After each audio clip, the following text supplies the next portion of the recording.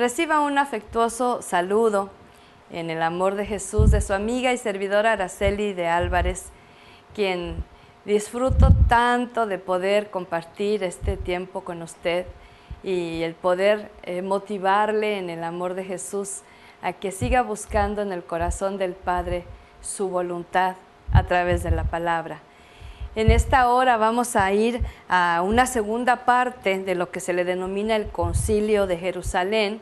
El día de ayer se estaba viendo el inicio de esto y solamente le quiero poner en antecedente para que podamos comprender un poquito más acerca de la escritura de ahora. Si usted no estuvo escuchando el de ayer, bueno, vea el contexto bíblico. Estamos en Hechos capítulo 15, versículos del 12 al 29. Vea Hechos a partir del verso 1 y va a saber de lo que se trata, pero solamente le quiero poner este antecedente. Había una discusión, había un conflicto a causa de que pensaban que el gentil que venía a conocer a Jesucristo y a tener el don del Espíritu Santo tenía que ser circuncidado, como lo señalaba la ley judía. Ese es el contexto. Vamos a meditar en esta escritura, en Hechos 15, del 12 al 29. En esta hora, después de la lectura, vamos a estar meditando en esta palabra. Hechos 15, 12 al 29. Entonces toda la multitud cayó, y oyeron a Bernabé y a Pablo, que contaban cuán grandes señales y maravillas había hecho Dios por medio de ellos entre los gentiles. Y cuando ellos callaron, Jacobo respondió diciendo: Varones hermanos, oídme. Simón ha contado cómo Dios visitó por primera vez a los gentiles para tomar de ellos pueblo para su nombre. Y con esto concuerdan las palabras de los profetas, como está escrito: Después de esto volveré y reedificaré el tabernáculo de David que está caído, y repararé sus ruinas, y lo volveré a levantar, para que el resto de los hombres busque al Señor, y todos los gentiles sobre los cuales es invocado mi nombre. Dice el Señor, que hace conocer todo esto desde tiempos antiguos. Por lo cual yo juzgo que no se inquiete a los gentiles que se convierten a Dios, sino que se les escriba que se aparten de las contaminaciones de los ídolos, de fornicación, de ahogado y de sangre. Porque Moisés desde tiempos antiguos tiene en cada ciudad quien lo predique en las sinagogas, donde es leído cada día de reposo. Entonces pareció bien a los apóstoles y a los ancianos con toda la iglesia elegir de entre ellos varones y enviarlos a Antioquía con Pablo y Bernabé, a Judas, que tenía por sobrenombre Barsabás, y a Silas, varones principales entre los hermanos, y escribir por conducto de ellos: los apóstoles y los ancianos y los hermanos, a los hermanos de entre los gentiles que están en Antioquía, en Siria y en Cilicia, salud. Por cuanto hemos oído que algunos que han salido de nosotros, a los cuales no dimos orden, os han inquietado con palabras, perturbando vuestras almas, mandando circuncidaros y guardar la ley, nos ha parecido bien, habiendo llegado a un acuerdo, elegir varones y enviarlos a vosotros con nuestros amados Bernabé y Pablo, hombres que han expuesto su vida por el nombre de nuestro Señor Jesucristo. Así que enviamos a Judas y a Silas, los cuales también de palabra os harán saber lo mismo, porque ha parecido bien al Espíritu Santo y a nosotros no imponeros ninguna carga más que estas cosas necesarias, que os abstengáis de lo sacrificado a los ídolos, de sangre, de ahogado y de fornicación, de las cuales cosas si os guardareis, bien haréis. Pasadlo bien.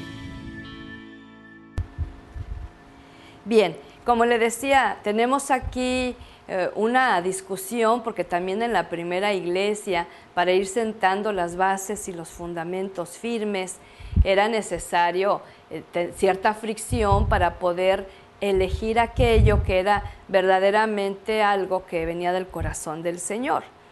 Y ir separando, ¿verdad? A veces la tradición, tanto cultural como familiar, como social, pesa tanto, y que no toda la tradición es mala, pero sí aquella que ha venido a deformarse o a quererla cumplir muy por encima de la palabra y la voluntad de Dios. Ahí es cuando sí es mala esta tradición, porque a veces hay gente que se que se limita, por ejemplo, de tener un encuentro con Jesucristo, porque piensa que si lo hace, le está fallando a la religión de sus padres, por ejemplo, ¿no?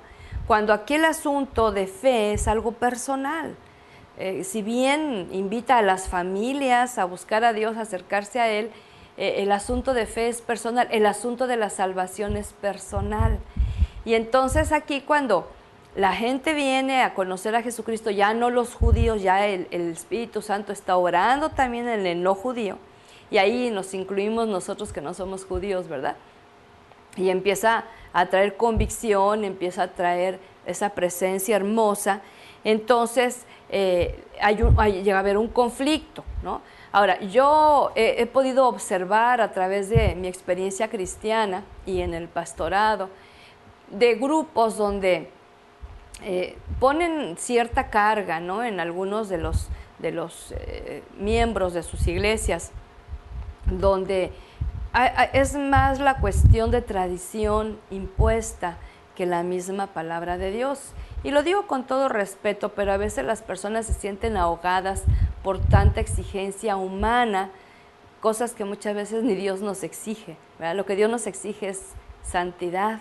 Él sí nos exige eso, nos exige fidelidad, porque sabe que podemos llegar a hacerlo con su poder.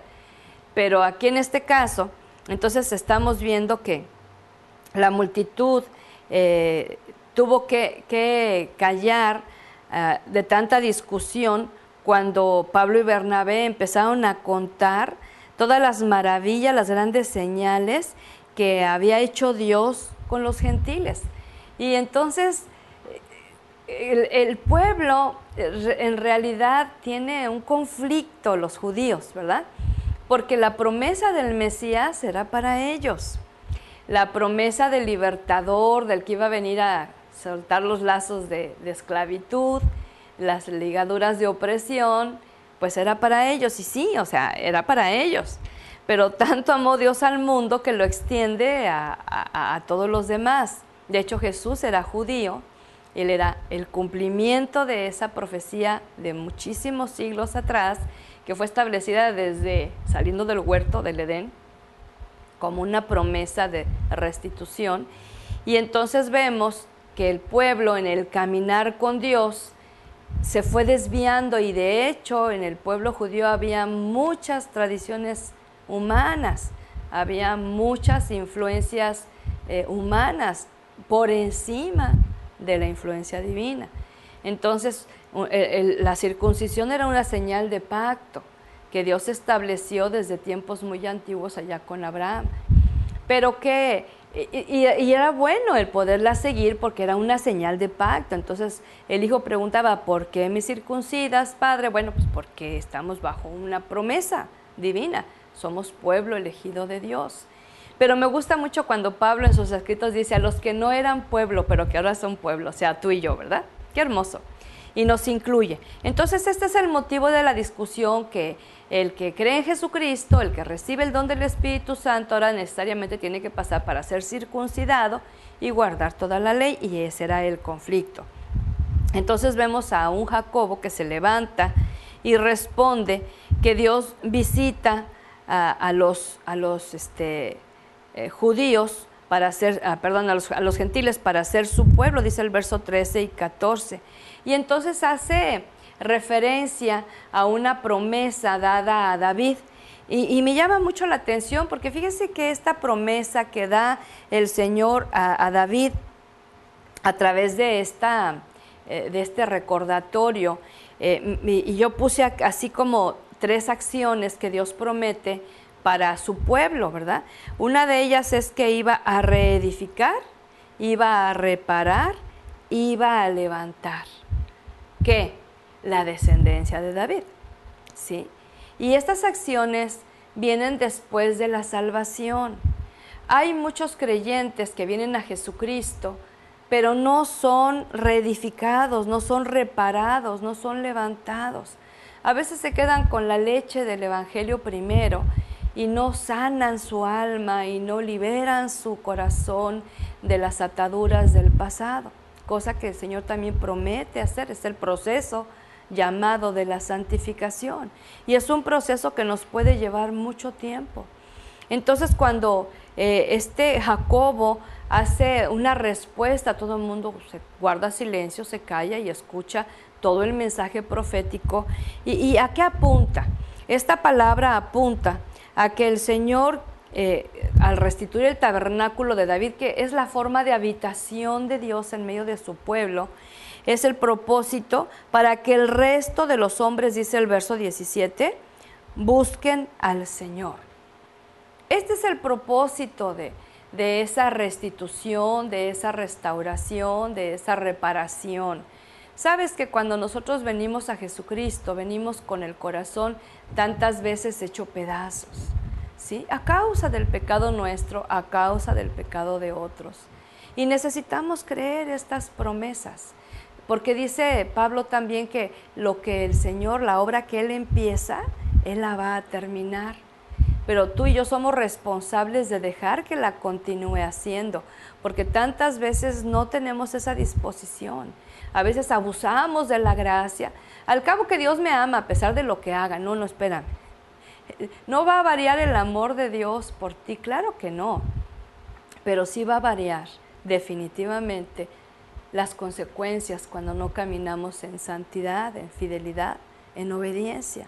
Y entonces cuando está haciendo recordatorio de esa promesa dada a David y que iba a hacerse real ahora a través de Jesucristo nuestro Señor, es que les da otra esperanza. No se inquiete a los gentiles que se convierten a Dios.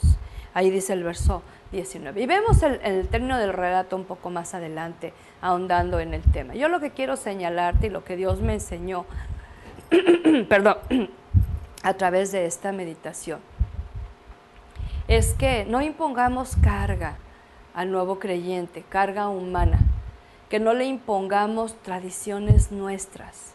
Aquí siempre le hemos hecho así. Aquí tú tienes que hacer esto que siempre hemos hecho. Y a veces, ¿por qué se ha hecho? Pues porque otros lo han hecho, porque copiamos, ¿no?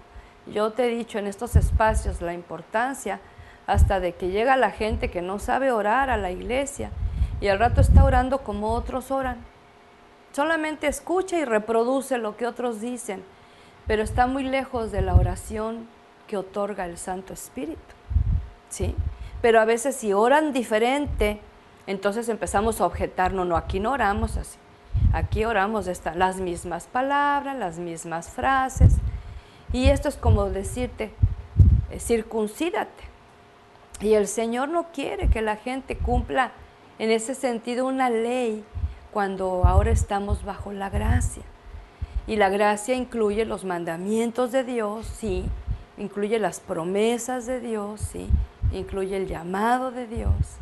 Y eso es lo que nos debe interesar, ¿sí? No solamente que la gente deje una vida llena de vicios o llena de brujerías o de inmoralidades sexuales.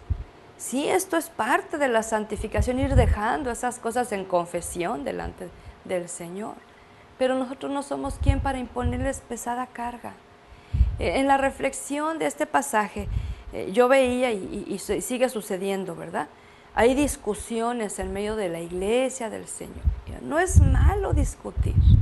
Lo malo es pelearse, lo malo es querer tener la razón aunque no se tenga. Lo malo es ofender al hermano. Lo malo es imponer mi propio criterio muy distante de la palabra del Señor. Lo malo es enemistarnos, lo malo es dejarnos de hablar, lo malo es hacer chisme de lo que no nos pareció que dijeron, lo malo es la crítica y el juicio sin nada de compasión. Eso es lo malo. A mí lo que me deja esto es que tenemos una gran tarea, mi amado, mi amada. Como hijos de Dios, como siervos de Dios, tenemos una gran tarea. En medio de una discusión, abrir la palabra. ¿Qué dice Dios? ¿Qué dice Dios al respecto? No, ¿qué opina tal o cual persona? No, ¿qué dice Dios? ¿Verdad que necesitamos mucho de esto? Veamos hechos más allá que un relato histórico. Es todo un ejemplo para mejorar nuestra calidad de vida como creyentes y discípulos y seguidores de Jesucristo. Ora conmigo. Y dígale a Dios de lo profundo de su corazón: Padre, enséñame cómo debo de ser y cómo debo de tratar a otros. Cómo debo de crecer y cómo debo de ayudar a otros a que crezcan también en el conocimiento de tu palabra, que disfruten tu gracia. Cómo debo de actuar ante cosas que hacen los demás, que yo no voy a traer convicción, pero que tu Santo Espíritu lo va a hacer.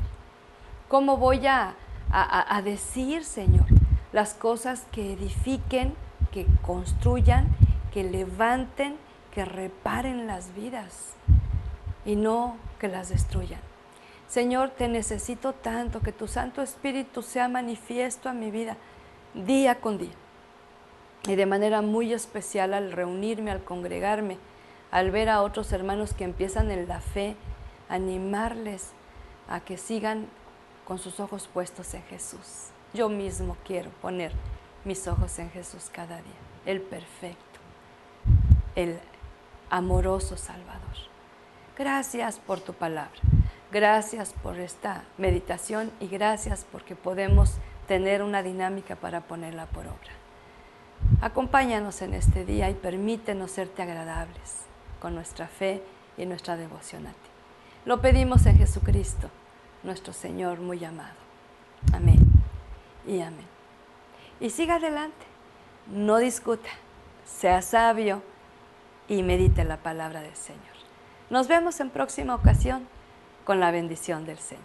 Hasta pronto.